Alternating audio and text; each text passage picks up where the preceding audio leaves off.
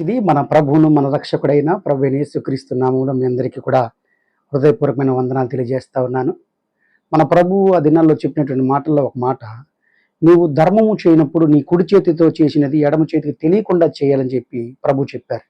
అట్లాగే ఇంకొక మాట కూడా దానికి ఎగ్జాక్ట్‌గా సూట్ అవుతుంది.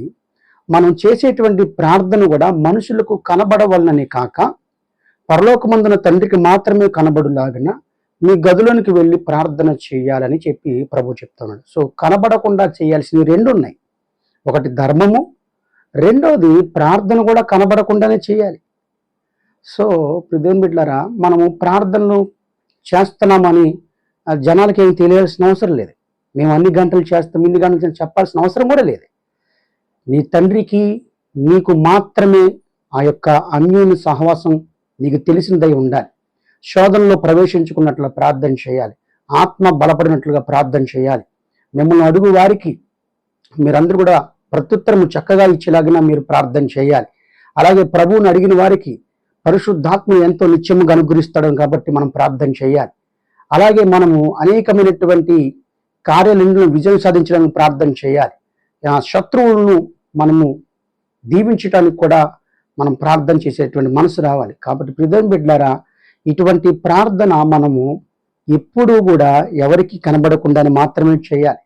అందరికీ కనబడేలా చేస్తే అది మీ ప్రార్థన గొప్పతనం అనుకుంటున్నారేమో, కానీ అది దాన్ని ఇట్ ఈస్ కాల్డ్ భక్తి గర్వం అని అంటారు దాన్ని. అంటే మేము ఇంతసేపు చేస్తాం, మేము ఇన్ని రోజులు ఉపవాసాలు ఉంటాం, లేదా మేము ఇన్ని అని, అటువంటివి ప్రభువుకి మంచిది కాదు. అంటే ఆయన దృష్టికి అది యోగ్యకరమైనది కాదు.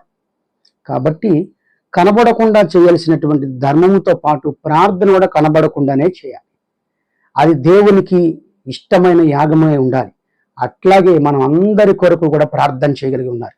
మనము సంపూర్ణ భక్తితో మనుషులందరి కొరకు, రాజుల కొరకు, అధికారుల కొరకు ప్రార్థన చేయాలని ప్రభు చెప్పారు. కాబట్టి ఇదేదైనప్పటికీ కూడా మనము గుర్తుపెట్టుకోవాల్సింది, ప్రార్థన కూడా కనబడకుండానే చేయాలి.